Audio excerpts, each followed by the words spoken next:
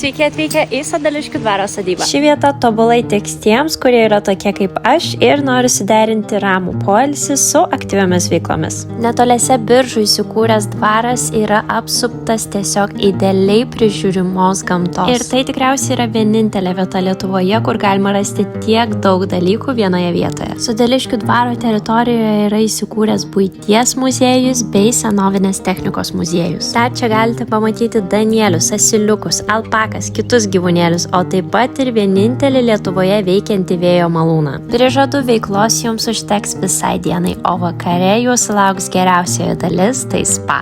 Baseine vos keletas žmonių, o iš džakuzį galima stebėti mišką. Nežinau, kas gali būti dar geriau, norint tiesiog paprastai atsipalaiduoti. Čia pat galima labai skaniai ir sočiai pavalgyti, taigi jums nereikės sukti galvos visiškai dėl nieko, reikia tiesiog atsipalaiduoti ir pasimėgauti šio dvaro teikiamomis paslaugomis. Jei esate čia buvę, tai parašykite komentaruose, ar patiko, o jeigu nebuvote, tai būtinai rekomenduoju jums čia atvykti.